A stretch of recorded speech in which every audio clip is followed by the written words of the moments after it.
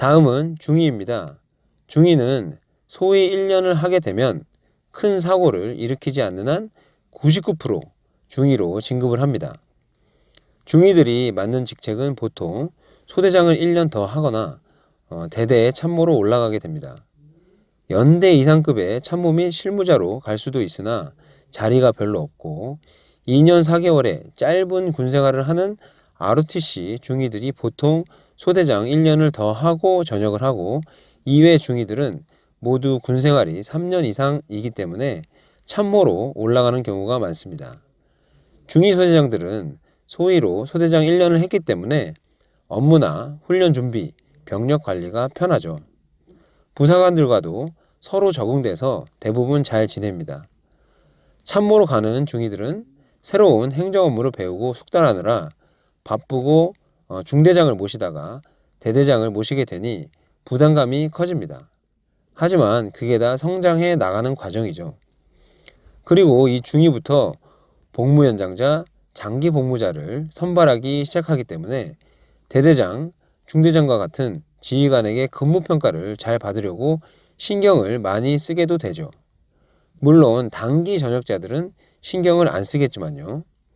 이런 소위 중위 때 기초를 잘 다지고 근무평가를 잘 받아야 대위를 넘어 나중에 소령, 진급 심사에도 도움이 많이 될 수 있습니다.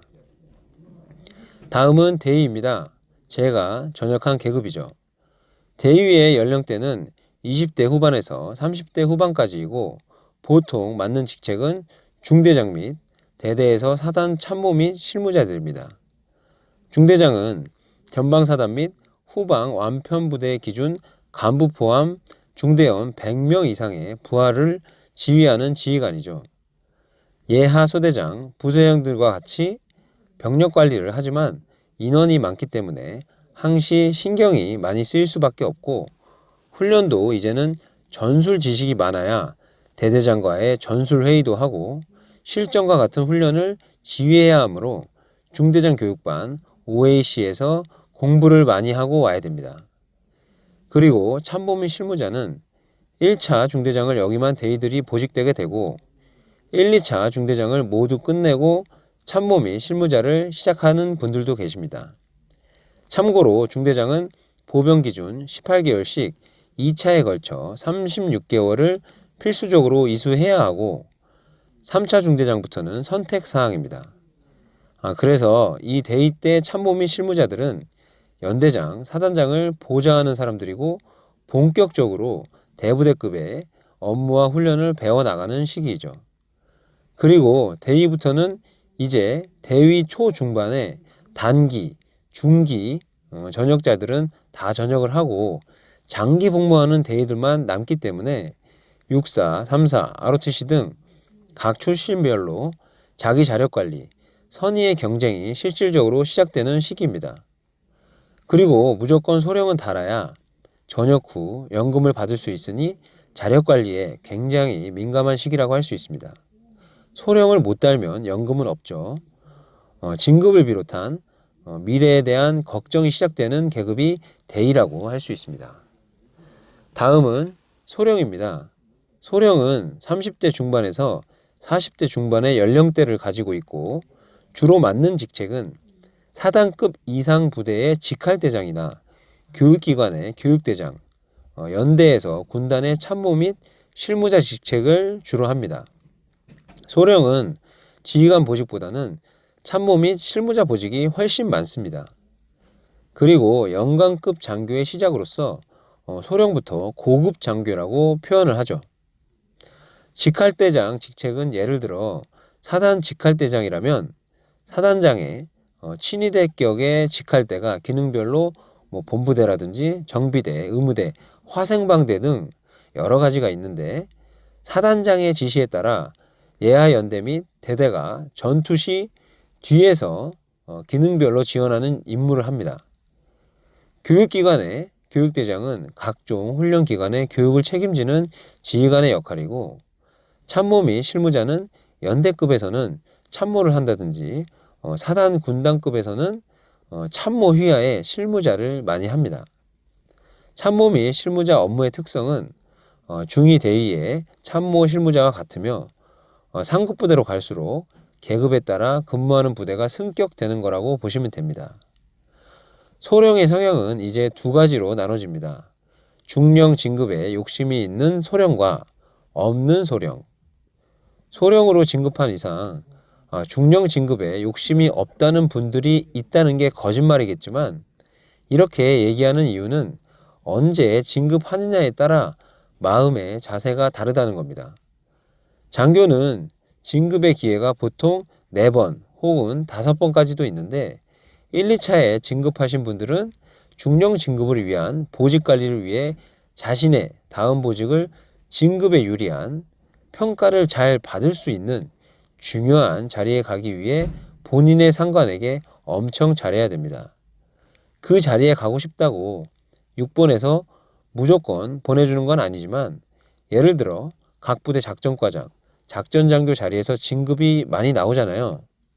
이 자리에 가고 싶은 동기나 후배들이 얼마나 많겠습니까? 이런 자리를 가려면 직속 상관의 입김이 영향이 크니 공적이든 사적이든 직속 상관에게 잘할 수밖에 없습니다. 옛날 군대에선 뇌물도 주고 그랬었겠죠. 반면에 3, 4차로 소령에 진급하신 분들은 중령에 대한 생각은 있지만 마음 자세가 1, 2차 진급하신 분들보다 강하지 않고 본인의 현재 위치를 직시하게 됩니다.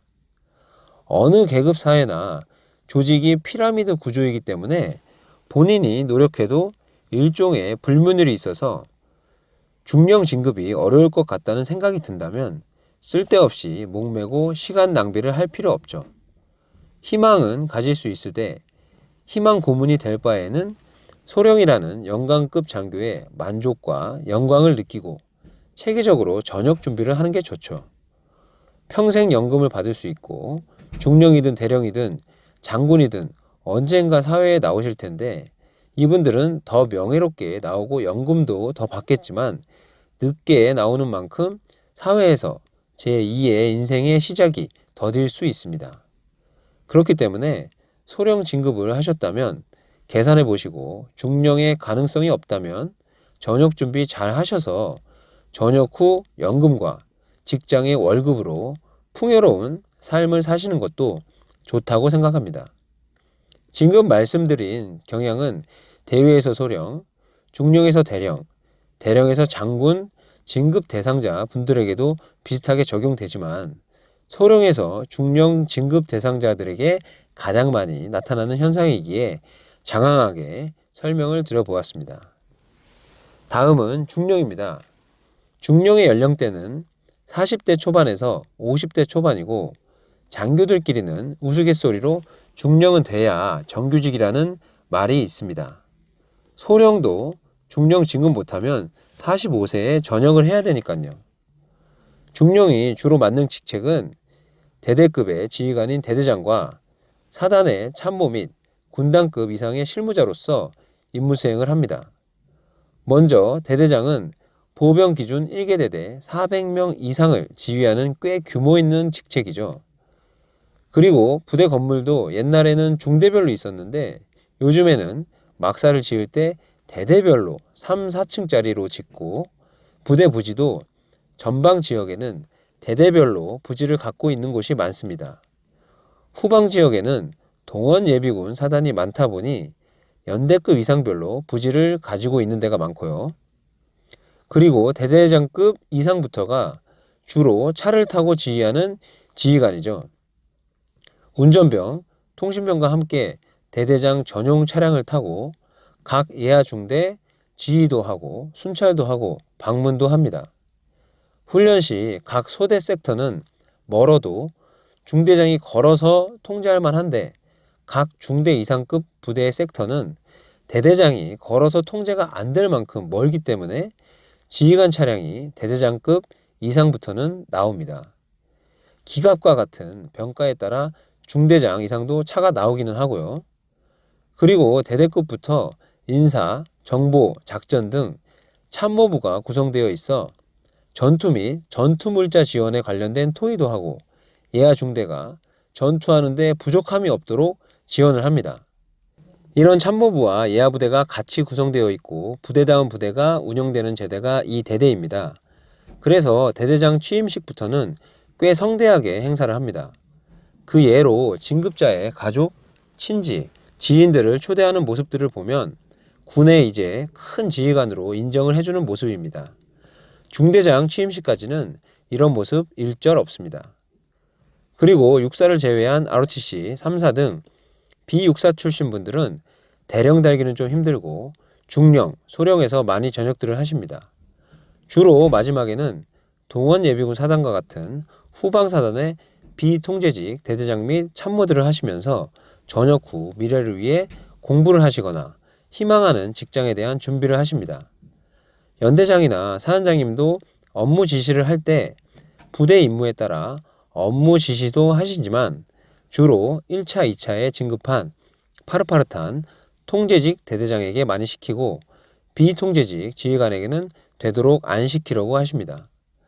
비통제직 대대장님들도 열심히는 하시지만 생각이 한편으로는 전역 후로 가 있기 때문에 이런 부분을 상급 지휘관들이 조금 배려를 해주는 거죠.